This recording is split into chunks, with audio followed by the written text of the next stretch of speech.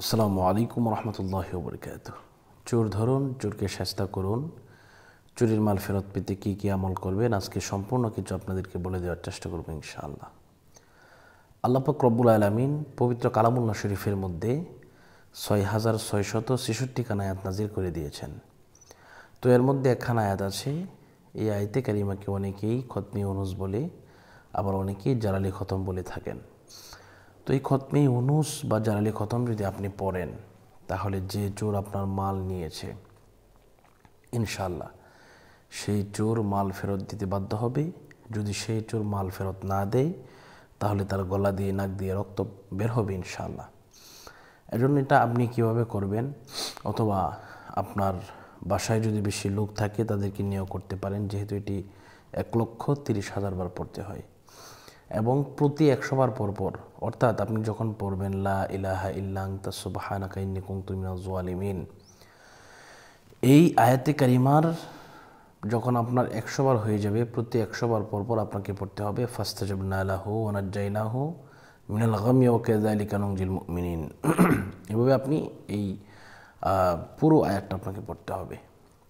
এর জন্য এটা 1,30,000 বার পড়তে আমরা 100 ছাত্র দিয়ে পড়িয়ে দিই।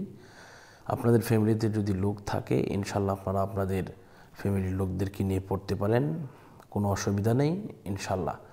আর যদি মনে করেন যে হুজুর আমার সময় নেই, আমার পড়তে অসুবিধা, তাহলে ইনশাল্লাহ আমার সাথে যোগাযোগ করবেন। এই নম্বরে যোগাযোগ করবেন 016-430-63744। তাহলে ইনশাল্লাহ আমি আপনাদেরকে এই জালালি খতমটা পড়ে দিতে ইনশাল্লাহ চেষ্টা করব। তো প্রথমত হচ্ছে ইমো অথবা হোয়াটসঅ্যাপে যোগাযোগ করবেন, এই নাম্বার ইমো অথবা হোয়াটসঅ্যাপে। তো প্রথমত হচ্ছে আপনাকে ওযু করতে হবে। আপনি যদি করতে চান আপনাকে ওযু করতে হবে। ওযু করার পরে আপনাকে একটি পবিত্র জায়গার মধ্যে বসতে হবে। এরপরে আপনি বিসমিল্লাহ সহ সূরা ফাতিহা একবার, বিসমিল্লাহ সহ সূরা ইখলাস 3 বার, কয়েকবার দুরূদ শরীফ পাঠ করার পরে আপনি এটা পড়বেন। এরপরে পড়া শেষ হয়ে গেলে আবারও আপনি কি করবেন, এটা আবার সবরেসানিটা করে নেবেন, দুরূদ শরীফ পড়বেন। পড়ার পরে আপনি আল্লাহর কাছে দোয়া করবেন। ইনশাল্লাহ দেখবেন আল্লাহ পাক রব্বুল আলামিন আপনার এই আয়াতে কারিমের উসিলায়, এই খতমের উসিলায় আল্লাহ পাক আপনাকে এমন ভাবে আপনার মাল আপনাকে ফিরিয়ে দিবেন, এটা আপনি কল্পনাও করতে পারবেন না ইনশাল্লাহ। তো আমার মাধ্যমে আলহামদুলিল্লাহ শত শত মানুষ তাদের স্বর্ণ, টাকা পয়সা ইনশাল্লাহ এগুলা ফেরত পেয়েছেন।